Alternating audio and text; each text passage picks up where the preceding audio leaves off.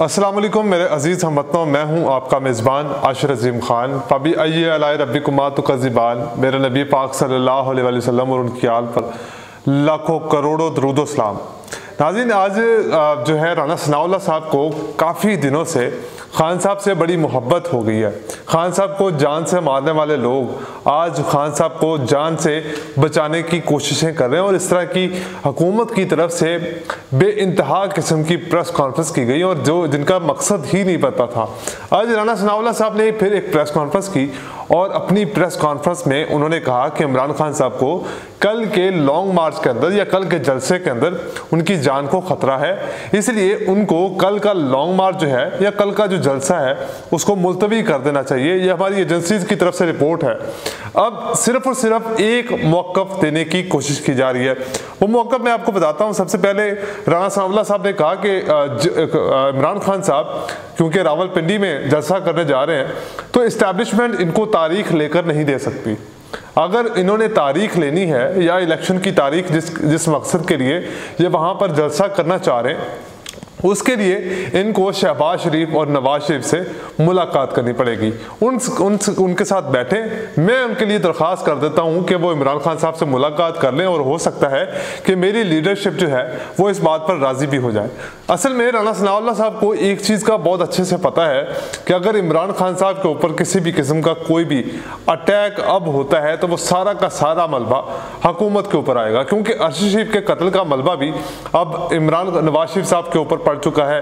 इमरान खान साहब के जो ऊपर कातिलाना हमला की कोशिश की गई उसका जो सारा मलबा है वो भी अब पूरी की पूरी मुस्लिम लीग नून के ऊपर पड़ चुका है। अब ये लोग सिर्फ और सिर्फ इस बात का तासुर देना चाहते हैं कि अगर कल को असेंबली के अंदर या इजलास जलसे के अंदर कुछ भी इस तरह के मामलात हो जाते हैं, कोई भी अटैक हो जाता है तो उस अटैक में ताकि लोगों को ये बताया जाए कि हमने पहले ही कहा था कि खान साहब की जान को खतरा है तो खान साहब को ये जलसा मुलतवी कर देना चाहिए। असल में ये खान साहब की जो जान के खतरे को लेकर ये जलसा मुलतवी नहीं करवाना चाहते। इनके पीछे कुछ और मकासद हैं। खान साहब का ये एक ऐलान है कि वो कल जो 26 नवंबर को पूरी पाकिस्तान से इतनी आवाम को इकट्ठा कर देंगे कि ये लोग सोच भी नहीं पाएंगे कि इनके साथ हुआ क्या है, और तारीखी जलसा होगा और इतनी आवाम इनके जलसे के ऊपर आएगी, इतनी आवाम इनके जलसे के ऊपर आएगी कि इनके लिए हुकूमत छोड़ना जो है वो लाजिम हो जाएगा। क्योंकि खान साहब ने इस दफ़ा पूरी प्लानिंग के साथ इस मंसूबे के ऊपर अमल किया है, लेकिन कुछ मोमेंटम टूटा भी, वो मोमेंटम बनाने के लिए कुछ टाइम भी लगेगा।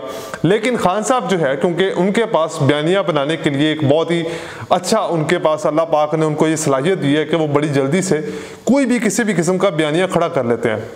और ये बयानिया उनके लिए खड़ा करना और कल रात को या आवाम को रावलपिंडी के अंदर जलसे के लिए इकट्ठा करना उनके लिए मुश्किल बात नहीं है, क्योंकि उन्होंने बड़ी मनसूबाबंदी के साथ पंजाब के कुछ लोगों को कहा है कि आपने किस तरह से आवाम को लेकर इस्लामाबाद पिंडी की तरफ निकलना है, क्योंकि पंजाब से तो खान साहब खुद निकलेंगे पिंडी की तरफ आवाम को लेकर। उस तरफ से खैबर पख्तूनख्वा से भी आवाम आएगी, गिलगित बल्तिस्तान से भी आएगी, आज़ाद कश्मीर से भी आवाम आएगी, और सिंध से भी जो अली ज़ैदी साहब हैं वो भी अपनी लीडरशिप के अंदर वो बहुत बड़ा जलसा लेकर वहाँ से आवाम के जमे गफ़ीर लेकर वहाँ से निकल चुके हैं।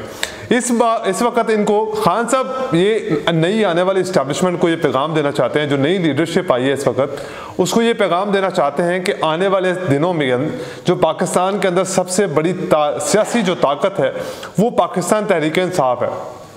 और पूरी दुनिया को भी खान साहब ये पैगाम देना चाहते हैं कि अगर आवाम का आवाम जो उनके साथ खड़ी है इमरान खान साहब के साथ, तो अगर इलेक्शन हो जाते हैं या खान साहब की हुकूमत दोबारा इक़्तिदार में खान साहब आ जाते हैं तो फिर पूरी दुनिया के जितने भी लीडरान हैं उनको इमरान खान साहब से ही मुज़ाकरात करना पड़ेंगे।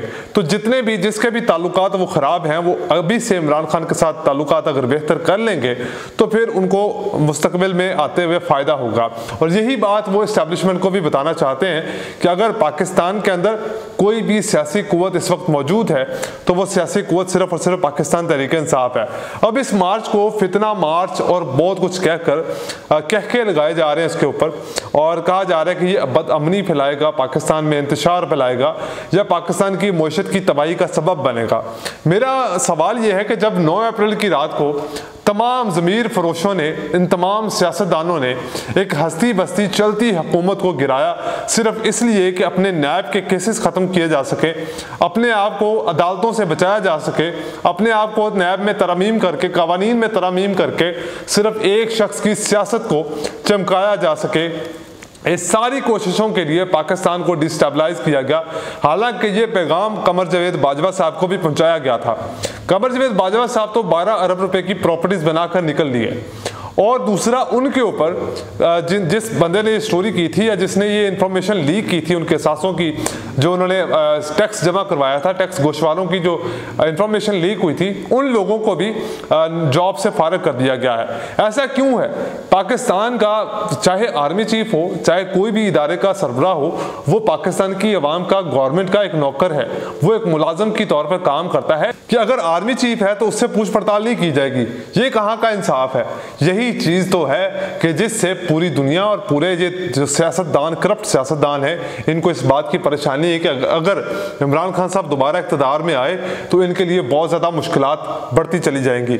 आज शाहिद खाकान अब्बासी साहब ने फिर एक बयान दिया। उन्होंने कहा जी कि हमें चाहिए और हम ये पूरी कोशिशें कर रहे हैं कि नैब को बिल्कुल ही ख़त्म कर दिया जाए, क्योंकि इनको पता है कि इक़्तिदार में आने के लिए इमरान खान साहब के रास्ते साफ हो चुके हैं। जिस तरह से मकबूलियत उनकी बढ़ती चली जा रही है, उस हिसाब से यही लगता है कि खान साहब दोबारा इक़्तिदार में आएंगे, और अगर नैब जैसा इदारा इसी तरह काम करता रहा या इसको ख़त्म ना किया गया तो वो वापस आकर 2/3 से वापस आकर दोबारा नैब की तरामीम, कवानीन में तरमीम करेंगे और फिर से इनको केसेस के अंदर लपेटेंगे। और जो कुछ इन्होंने करप्शन की है, चोरी की है, 1100 अरब रुपए के केसेस माफ़ करवाए हैं, वो सारे केसेस जो हैं वो वापस रीओपन हो सकते हैं। मसला यहाँ पर यह है कि सियासतदान करप्ट हो तो उसके ऊपर तो पूछ पड़ताल की जा सकती है। जब किसी भी सियासतदान के असासों के बारे में कोई भी इंफॉर्मेशन लीक होती थी तो एस्टैब्लिशमेंट की तरफ से बड़ा अच्छा वाज़ेह पैगाम आता था, लेकिन जब अपनी करप्शन के जो चर्चे हैं, जो कि गुजर गया है वक्त, अगर उसकी करप्शन के चर्चे सामने आए तो अब किसी भी, ना DG ISPR की तरफ से कोई रद्द अमल आया है, ना ही किसी एजेंसी के इदारों की तरफ से कोई रद्द अमल आया है। लेकिन हाँ, यहाँ पर अगर इमरान खान साहब के खिलाफ किसी भी किस्म की कोई भी प्रेस कॉन्फ्रेंस करनी होती तो DG ISPR भी वहां पर मौजूद होते और खुद DG जनरल भी मौजूद होते, और हो सकता है कि हमारे मुल्क के आर्मी चीफ को भी आकर प्रेस कॉन्फ्रेंस करना पड़ती तो कर देते, क्योंकि इमरान खान साहब को वापस इक़्तिदार में नहीं आने देना। मामला ये था, होना तो यही चाहिए, लेकिन हमारे जो इस वक्त हुकूमत के सियासतदान हैं, जो इस वक्त PDM के लोग हैं, इन लोगों में इतनी हिम्मत है ही नहीं। उल्टा ये चोर कोतवाल को डांट रहा है। उल्टा ये लोग कह रहे हैं कि पता करवाओ कि किसने जो है army chief general Qamar Javed Bajwa साहब के असासों को लीक किया है। इस वक्त पाकिस्तान जो है वो बिल्कुल डिफॉल्ट होने के दहाने पर है।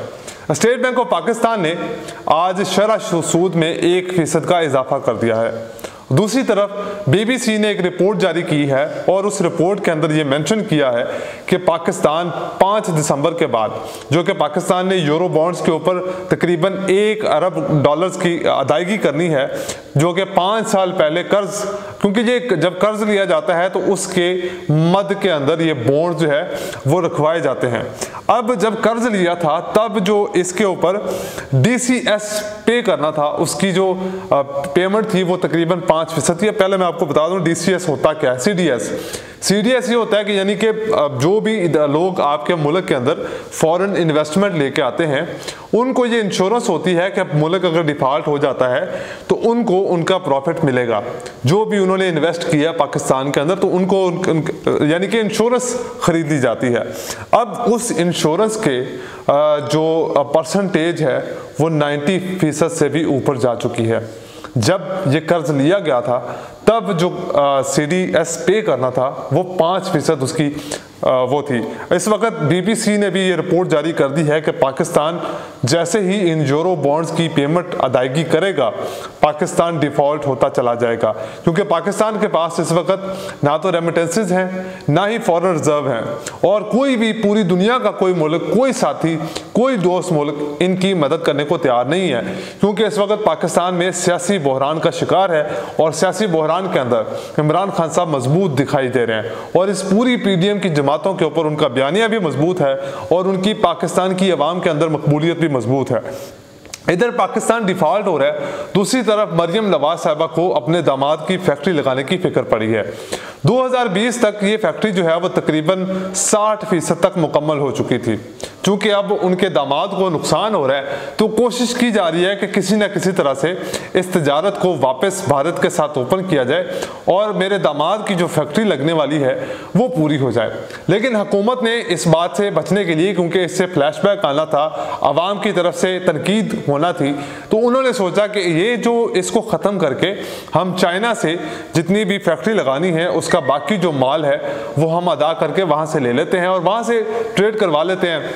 लेकिन वहाँ पर 1 अरब से ज़ायद अदायगी करने के बावजूद भी उनको जो सामान चाहिए था वो नहीं मिल सका।